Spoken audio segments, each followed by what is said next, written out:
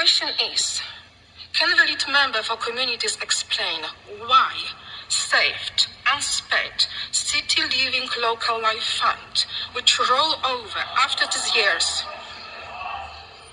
This is a question why you have to remove the funding which is rolled over all these years. I had last year £44,000. You decided that North Kensington is not austerity place anymore, and you took it away.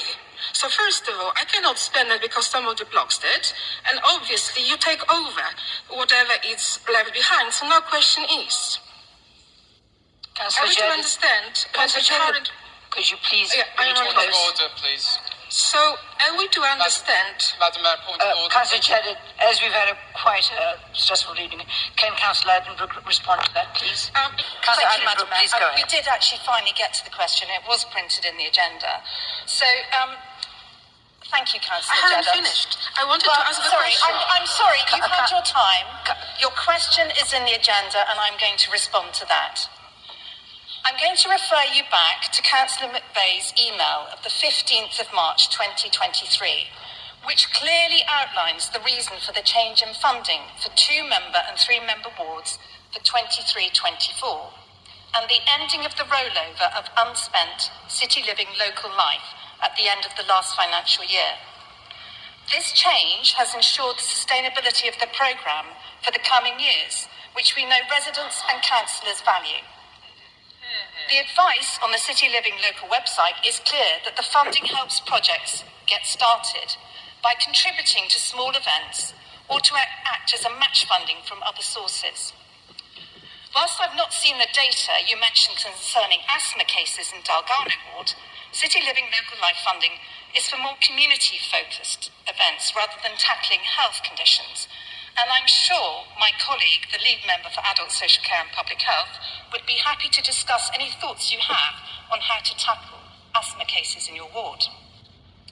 And I agree with you on the need for greening of our council-owned estates, and would like to direct you to the fantastic work that both the lead member for housing and the lead member for finance, customer services and net zero are doing to ensure that not only is the funding adequate, but it's also targeted.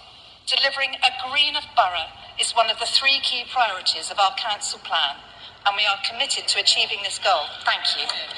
City living can be used for air quality. My question is, I have someone who blocks the funding and you take away the funding. So do you play together, left and right now, in one team against the residents? Because I don't have a single spending now done. It's £21,000 sitting there. I have application after application coming my way, and I cannot go forward exactly for improving air quality. It's not enough, £21,000. Councillor Addenbrooke, would you like to respond? So, thank you, Councillor Cheddar. I will send you the email of the 15th of March, but just one issue that we have is that in some wards, and your ward is one of them, the 2 councillors cannot agree on funding. So we are doing a light touch review of city living. Could you let me finish? I've had to listen to you.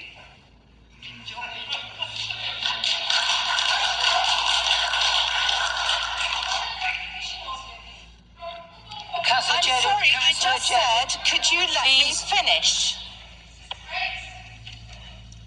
We are doing a light touch review, and this is one of the issues we're going to address, because clearly there is an issue, and we do need to sort it out. Thank you.